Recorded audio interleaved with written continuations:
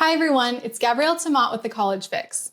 Over the last few weeks, you may have seen a viral video on the internet of a University of Tennessee professor canceling class over the news of Taylor Swift getting engaged. Check this out. I have a biochem midterm today, but Taylor and Travis just got engaged. Due to this information, I can't focus, you all can't focus, class is canceled, get out of here. We gotta go. We need time to process this information. The video was a skit, but millions of people believed that it was real. That professor agreed to talk to us and joined us for a conversation. Take a look. All right, well, hi, Professor Pittman. Thank you so much for joining us. Hi. You've had quite the last couple of weeks. Your video on X and on Instagram has gone completely viral. Tell us what it's been like. So it's been fun. We've had videos go viral in the past before, but not quite like this and not getting picked up by news outlets. So usually we'll go viral. We'll get like 10 or 50 million views on our channel. This wasn't that. Our own views capped at like 5 million because then so many outlets started picking it up. That's where people were watching it. And I severely underestimated how many people have very strong feelings about Taylor Swift, which contributed to the virality because enragement drives engagement for better or for worse. And so that was part of this like magic fuel that just propelled us to the next level. Yeah, it seemed to me like a lot of the reason it went so viral was because the skit was so plausible. Like this thing, the whole instance could happen in higher ed today. And a lot of people seem to believe that it did. Do you think that that's the case? It's funny. We all live in our own little fishbowl of algorithms and like the stuff we see, we get used to. To us, it's not that plausible because we do silly things all the time. We did a video with like midterms and I've dressed up as Gandalf and a pirate and like all these other things. But if you've never seen any of our other content and all you see, so it's good like self-awareness reality check, and all you see is a professor canceling class, it does seem very plausible and people were very upset about this, which is funny because I've canceled class like if I get sick or if a bunch of students get sick, like, COVID, like crazy stuff happened. But the thought of canceling class for Taylor Swift was just a bridge too far for a lot of older people that just were not having it. Do you think this showed any kind of lesson to your students about, what people will believe at face value online?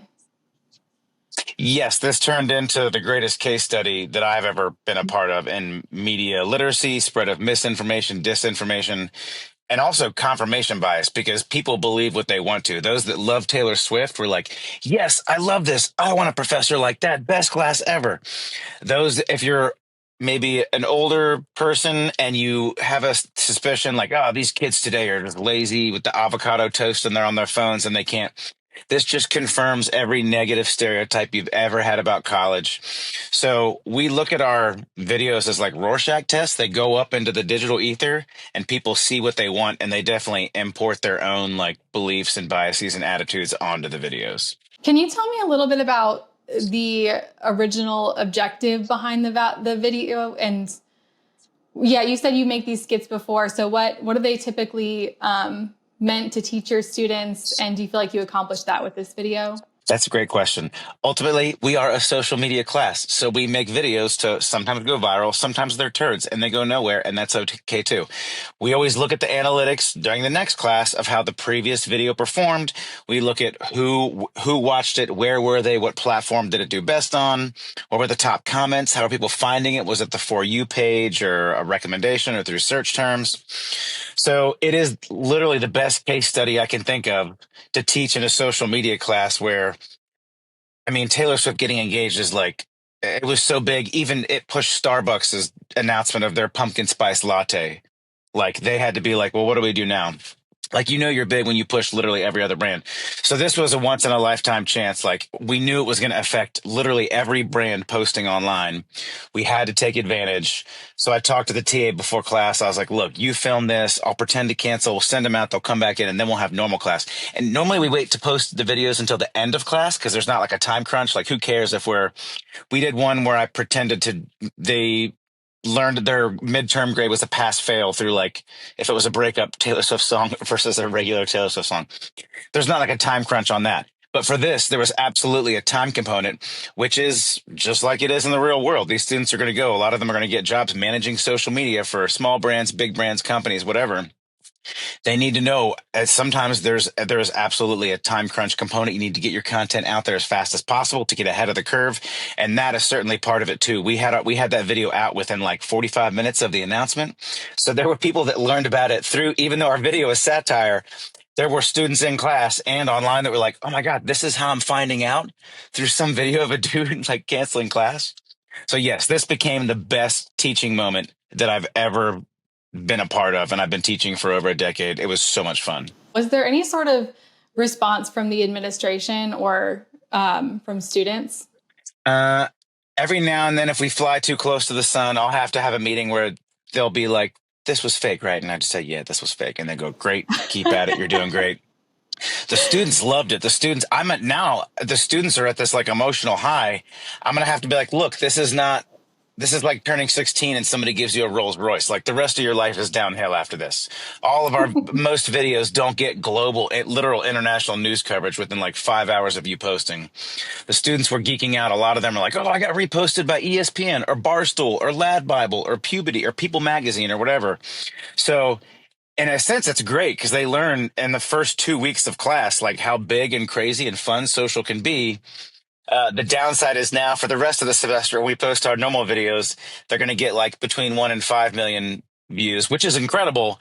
And we're all going to be like, "Oh, this isn't as big as when as the engagement video." Right.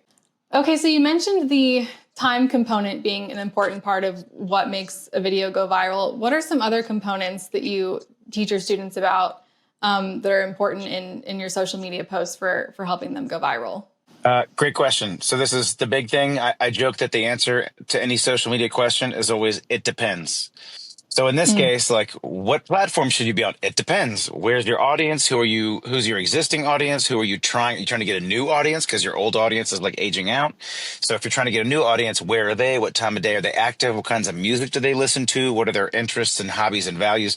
What sort of cultural references will they be aware of?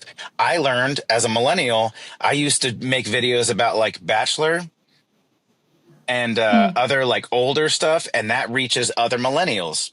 However, when I make Bachelor jokes in class or we do Bachelor references in videos, I look in my demographics, and it's like 35 to 55s resonate with that. They like it. They're watching. They're commenting. When we want to go younger, we do younger music that's more trendy and current. And now we reference like Dancing with the Stars or Love Island or stuff that the young people are watching if we want to reach them. So basically trying to get into the mindset of whatever audience you're trying to reach, new, old, whatever, and really understanding like what platform are they on, what are their interests, what are their motivations for being on that platform. There's a different stuff and factors to play with, and that's part of what makes social media so fun is you can tweak the little factors one at a time and experiment until you get it dialed in just right. Right. Awesome. Well, thank you so much, Professor Pittman. I'm sure that your students learned a lot from this whole experience. And thank you so much for joining us and giving us your insight. It is incredible how you can be relatively famous and maybe be in an elected office and click to retweet and not do a lot of it. The only research they need to do was one click, tap the profile picture, boop, and then you see, oh, this guy's a clown. He does silly videos of it. Look at this class. They pretended to be like they did a headbang. They headbanged to Dolly Parton's 9 to 5. This can't be like, clearly this is not all as it seems. So someone just sent me Russell Brand, put it on his story. I'm getting messages from the most random people. I don't know why it's all like alt-right podcaster bros who just like, I think it's fueling the outrage farm machine of like, look at this. Can you believe this? And all the comments are like, I can't believe it. And there's usually one person in the comments. This is like, have you guys not seen like the emo professor singing videos or the dancing for 15 seconds for the 15-page or any of the other viral videos? They do this all the time.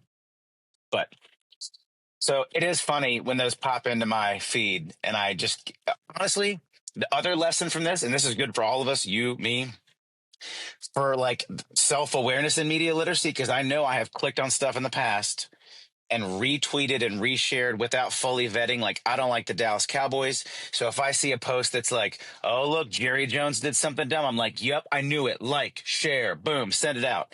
And I'm not doing the due diligence of like checking that information. So we all are guilty of doing this at some point or another. Hopefully this reminds us all to be a little more careful when we're like clicking and resharing stuff online. We have lots more interviews coming, so don't forget to like, subscribe, comment down below, and stay tuned for more.